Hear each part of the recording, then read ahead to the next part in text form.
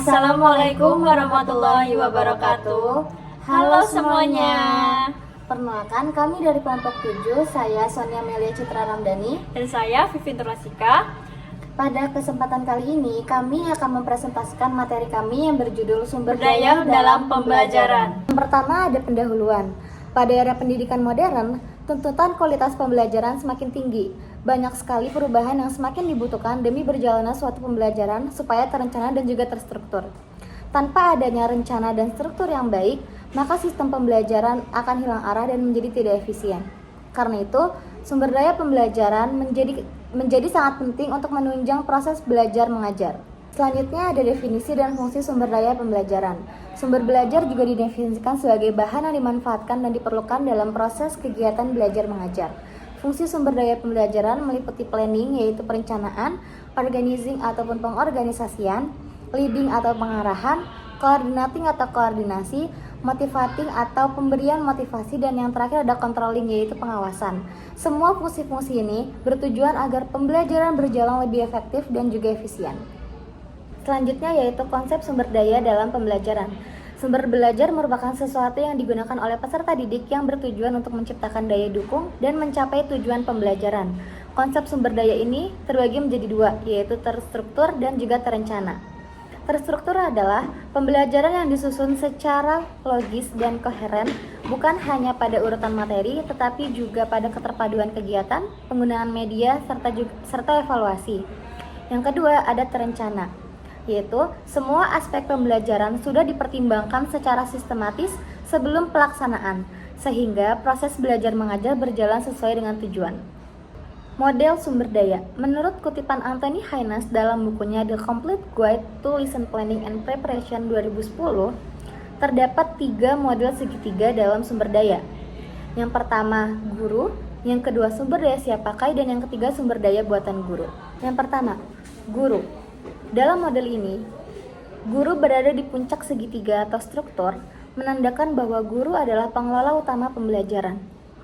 Guru juga berfungsi sebagai perancang dan perencana penggunaan sumber daya, produktor atau inovator sumber daya baru, serta pengoptimal pemanfaatan sumber daya yang sudah ada.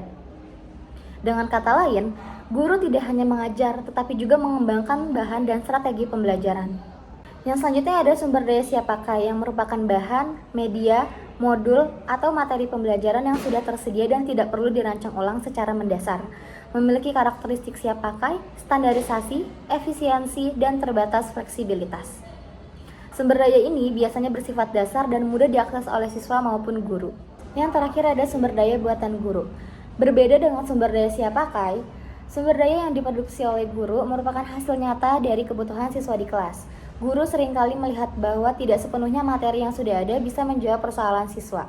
Maka dari situ, guru mendapatkan dorongan untuk membuat bahan ajar sendiri guna untuk menyesuaikan bentuk, isi, bahkan bahasa supaya lebih bisa dipahami oleh siswa. Yang selanjutnya ada evaluasi sumber daya pembelajaran. Evaluasi dalam pembelajaran berfungsi sebagai alat strategis untuk menilai keberhasilan suatu proses, memberikan umpan balik, serta merancang perbaikan yang lebih efektif. Terdapat 4 mode evaluasi yang menjadi kunci utama sumber daya dapat benar-benar memberikan nilai tambah bagi kualitas pembelajar. Yang pertama ada mode seleksi, yang kedua ada mode penolakan, yang ketiga ada mode penambahan, dan yang keempat ada mode perubahan radikal. Selanjutnya ada keterbacaan sumber daya. Keterbacaan merupakan aspek krusial dalam penyediaan dan pemanfaatan sumber daya pendidikan.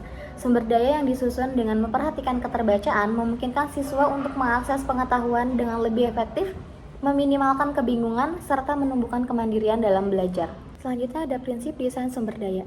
Desain sumber daya pembelajaran merupakan salah satu aspek penting dalam menciptakan pengalaman belajar yang efektif, menarik, dan juga bermakna. Robin Williams 1994 memperkenalkan 4 prinsip desain fundamental, yakni kontras, pengulangan, penyelarasan, dan juga kedekatan. Prinsip-prinsip ini sampai saat ini masih relevan dalam konteks pendidikan abad ke-21, khususnya ketika dikaitkan dengan pengembangan sumber daya berbasis digital. Sejalan dengan perkembangan kurikulum modern yang menekankan pada keterampilan berpikir kritis, kreativitas, kolaborasi, dan komunikasi atau 4C, sumber daya pembelajaran tidak hanya berfungsi sebagai media penyampaian informasi, melainkan juga sebagai sarana untuk mengembangkan keterampilan abad ke-21 pada peserta didik. Selanjutnya ada keterlibatan peserta didik. Secara umum, Ini membahas tentang keterlibatan peserta didik yang menunjukkan sejauh mana siswa dapat berkontribusi secara perilaku, emosional, dan kognitif dalam proses pembelajaran. Dalam pendekatan ini, pembelajaran yang berorientasi tugas dan berpusat pada siswa atau learning center, David Nunan menekankan pentingnya partisipasi aktif siswa. Ia membagi respon belajar menjadi 3 tingkat, yaitu respon pasif, respon produktif, dan juga respon interaktif. Semakin tinggi tingkat respon siswa, semakin baik pula kualitas pengalaman belajar yang dapat diperoleh. Baik, selanjutnya kita akan masuk ke dalam keunggulan dan juga kekurangan terkait sumber daya yang telah disebutkan tadi ya. Yang pertama ada keunggulan dari sumber daya siap pakai. Yang pertama ada akses dan juga fleksibilitas. Karena sudah dibuatkan dari ibaratnya kita tuh tinggal memakai. Jadi akses dan juga fleksibilitasnya itu lebih gampang, lebih mudah untuk diakses. Selanjutnya praktek dalam implementasi. Karena tadi sudah dibuatkan, jadi kita sebagai guru dan juga siswa lebih praktis karena bisa langsung menggunakannya. Penerapannya di kelas tuh lebih mudah karena kita sebagai guru tidak usah membuatnya atau menyusunnya. Selanjutnya ada standar kualitas lebih terjamin karena pembuatannya tuh melibatkan pihak-pihak yang profesional, jadi lebih terjamin secara kualitasnya. Selanjutnya ada nilai jangka panjang karena dibuat secara terstruktur, jadi nilainya tuh bisa dalam jangka panjang. Selanjutnya ada mendukung berbagai gaya belajar. Biasanya sumber daya siap pakai ini bisa beragam, mulai dari menggunakan sumber belajar yang visual, auditory, dan lain-lain. Dari keunggulan-keunggulan yang saya sebutkan tadi, ada juga kelemahannya. Kelemahan sumber daya siap pakai yang meliputi yang pertama adalah risiko ketergantungan. Jadi guru itu bisa saja ketergantungan terhadap sumber daya siap pakai ini. Jadi bisa mengurangi kreativitas dari guru. Lalu ada keterbatasan konteks. Jadi sumber daya siap pakai ini kan dibuatnya general. Jadi bisa saja tidak sesuai dengan kebutuhan kelas dan juga karakteristik siswa sesungguhnya. Selalu ada lisensi atau akses terbatas. Jadi untuk mengakses beberapa materi atau video, ada juga aplikasi. Nah itu kan belum tentu semua itu gratis, bisa juga ada yang berbayar. Jadi itu bisa ada lisensi atau aksesnya juga bisa terbatas. Ada potensi usang atau tidak update karena dibuatnya itu biasanya dalam jangka waktu yang lama. Bisa saja waktu materi ini atau sumber daya ini belum selesai, ternyata sudah ada perubahan dalam sumber daya yang ada. Selanjutnya ada biaya pengembangan yang tinggi karena tadi melibatkan pembuat yang profesional, jadi biaya pengembangannya itu lebih tinggi daripada sumber daya yang dibuat langsung oleh guru. Selanjutnya ada keunggulan dari sumber daya buatan guru. Yang pertama ada kesesuaian dengan kebutuhan kelas, karena guru itu lebih mengetahui bagaimana keadaan kelas, karakteristik siswa. Jadi guru bisa menyesuaikan dengan kebutuhan peserta didik maupun kebutuhan kelas. Selanjutnya ada fleksibilitas dalam adaptasi, karena tadi sudah sesuaikan dengan karakteristik dan juga kebutuhan kelas. Jadi penerapannya dalam kelas itu jauh lebih fleksibel, bisa menyesuaikan dengan keadaan yang ada. Selanjutnya biaya rendah. Dalam pembuatan sumber daya buatan guru ini cenderung rendah karena lebih menekankan pada waktu pembuatan. Jadi guru itu lebih dikuras dalam hal waktu pembuatan. Selanjutnya ada meningkatkan kreativitas guru karena ini tuh dibuat oleh guru, jadi itu melatih kreativitas guru dalam membuat bahan ajar atau sumber daya. Selanjutnya ada mendorong keterlibatan siswa karena disesuaikan dengan kebutuhan siswa, jadi ini bisa melibatkan siswa dalam pembuatan sumber dayanya. Lalu yang terakhir adalah kontrol penuh atas konten. Maksudnya guru itu memiliki hak dan juga wewenang tunggal untuk menentukan, mengedit dan juga mendistribusikan serta memodifikasi semua aspek materi pengajaran yang mereka buat sendiri. Jadi guru itu benar-benar memiliki konten penuh atas bahan ajar atau sumber daya yang mereka buat. Selanjutnya ada juga kelemahan dari sumber daya buatan guru. Yang pertama itu ada variasi kualitas yang signifikan. Kualitas materi ini tuh bisa saja berbeda-beda karena tergantung dari kompetensi yang dimiliki oleh guru. Selanjutnya membutuhkan waktu dan juga tenaga lebih. Seperti yang saya sebutkan tadi, biayanya tuh pembuatannya memang rendah, tapi ini tuh lebih menekankan pada waktu dan juga tenaga. Jadi untuk pembuatannya lebih menguras waktu dan juga tenaga yang lebih. Selanjutnya keterbatasan sumber daya. Setiap sekolah itu biasanya keadaannya berbeda-beda, jadi keterbatasan sumber daya itu bisa saja menjadi kelemahan dalam pembuatannya. Yang selanjutnya ada kompetensi tambahan, jadi guru tuh harus memiliki atau membutuhkan pelatihan atau kompetensi tambahan. Selanjutnya ada skalabilitas terbatas. Skalabilitasnya itu cenderung terbatas, biasanya hanya cocok untuk dalam kelas tertentu, jadi belum tentu cocok di kelas A, belum tentu cocok di kelas B, seperti itu. Belum juga cocok di sekolah lain. Jadi sumber daya buatan guru ini biasanya terbatas dan juga hanya bisa diterapkan dalam kelas ataupun sekolah tertentu. Oke, yang selanjutnya adalah strategi pemilihan dan juga penggunaan. Yang pertama, strategi pemilihan. Dalam memilih sumber belajar atau sumber dayanya, kita tuh yang pertama yang dilakukan adalah menentukan tujuan pembelajaran yang jelas. Dengan tujuan pembelajaran jelas, itu akan memudahkan kita dalam memilih sumber belajar agar hal tersebut tuh bisa tepat sasaran. Yang kedua, memahami karakteristik dan juga gaya belajar siswa. Karena kan setiap anak itu memiliki gaya belajar dan juga karakteristik yang berbeda-beda pastinya. Jadi untuk memilih sumber belajar yang tepat, kita harus mengetahui nih karakteristik dan gaya belajar siswa itu seperti apa. Selanjutnya, kualitas sumber belajar. Kita tuh harus memeriksa kualitas sumber belajar itu sudah termasuk ketersediaannya, kemudahan aksesnya, relevansi, motivasi, dan juga kesadaran penggunaan. Dan yang terakhir, memperhatikan jumlah dan kebutuhan siswa agar sumber belajar itu dapat dimanfaatkan secara efektif oleh peserta didik.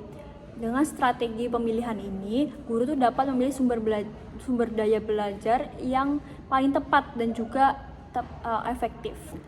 Yang selanjutnya adalah strategi penggunaan. Dalam strategi penggunaan ada 4 strategi. Yang pertama, perencanaan efektivitas dan juga alokasi waktu. Guru perlu memastikan bahwa sumber belajar itu yang digunakan sesuai dengan waktu dan tujuan yang sudah ditetapkan. Yang kedua, pengelolaan fasilitas dan media pembelajaran. Hal ini termasuk memilih media yang tepat, lalu memastikan ketersediaannya, serta pengelolaan penggunaannya di kelas. Yang ketiga, pemanfaatan teknologi. Di kelas itu kan biasanya karena kita sudah memasuki era modern, jadi penggunaan teknologi sangat penting di kelas. Teknologi dapat membantu proses belajar menjadi lebih efektif dan mudah diakses. Dan yang terakhir, evaluasi dan juga pengukuran hasil. Setiap penggunaan sumber belajar harus diikuti dengan evaluasi agar guru itu mengetahui apakah media tersebut efektif atau tidak, apakah media tersebut perlu dilanjutkan atau tidak. Dengan menggunakan strategi-strategi ini, proses pemilihan sumber belajar akan menjadi lebih efektif dan juga tepat sasaran agar mendukung tercapainya tujuan pembelajaran yang tepat sasaran tadi. Selanjutnya ada faktor keterbacaan dan juga pemilihan bahan bacaan. Dalam memilih bahan bacaan untuk siswa, ada beberapa faktor keterbacaan yang perlu diperhatikan. Yang pertama, ada faktor kebahasaan dalam teks.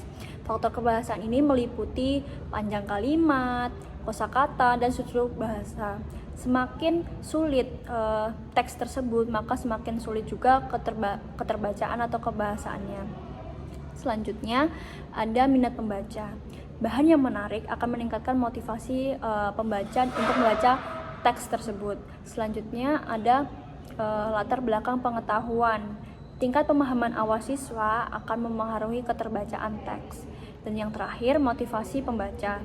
Semakin tinggi motivasi, maka semakin mudah pula siswa dalam memahami teks. Selanjutnya ada mengukur keterbacaan. Ada 3 metode utama yang dapat digunakan untuk mengukur keterbacaan sebuah teks. Yang pertama ada formula keterbacaan. Ini tuh menggunakan rumus matematika untuk menghitung tingkat kesulitan teks. Contohnya flash screenshot, flash reading is, space, smoke, dan lainnya. Yang kedua ada grafik keterbacaan. Ini tuh menggunakan grafik, misalnya grafik Frey dan juga Rigor, yang menghitung jumlah suku kata dan juga kalimat dalam sampel teks. Dan yang terakhir itu ada tes clues atau tes lesap. Metode ini meminta pembaca untuk mengisi kata yang hilang dalam sebuah teks untuk melihat apakah teks tersebut mudah dipahami. Saya beri contoh, saat kita SD biasanya kan kita ada soal yang disuruh untuk mengisi titik-titik kalimat atau kata yang hilang. Jadi seperti itu tes clues itu. Selanjutnya ada desain pembelajaran. Dalam desain pembelajaran terdapat prinsip desain pembelajaran. Dalam prinsip desain pembelajaran itu ada 8 poin. Yang pertama, tujuan pembelajaran. Tujuan pembelajaran itu harus bersifat spesifik, terukur, lalu relevan, tercapai, dan juga berbatas waktu. Yang kedua, memahami kebutuhan, kemampuan, latar belakang, dan juga gaya belajar siswa. Yang ketiga, metode pembelajaran variatif.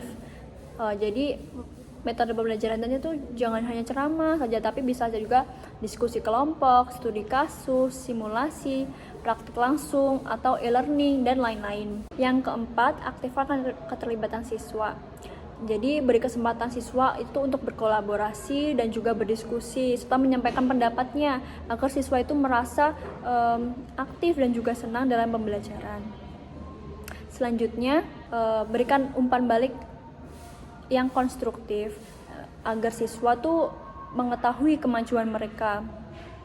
Dan yang keenam, gunakan sumber belajar yang relevan seperti buku, video, perangkat edukatif, dan lain-lain. Yang ketujuh, gunakan metode evaluasi yang tepat untuk mengukur pemahaman siswa. Jadi kita harus memilih metode evaluasi yang tepat. Dan yang terakhir, lakukan refleksi dan juga perbaikan. Kita sebagai guru tuh perlu terus meningkatkan kualitas pembelajaran berdasarkan pengalaman sebelumnya atau berdasarkan hasil evaluasi yang sudah kita dapatkan. Sekian presentasi dari kami mengenai sumber daya dalam pembelajaran. Semoga materi ini dapat memberikan pemahaman mengenai pentingnya perencanaan dan pemilihan sumber daya. Terima kasih atas perhatian teman-teman semua. Wassalamualaikum warahmatullahi wabarakatuh.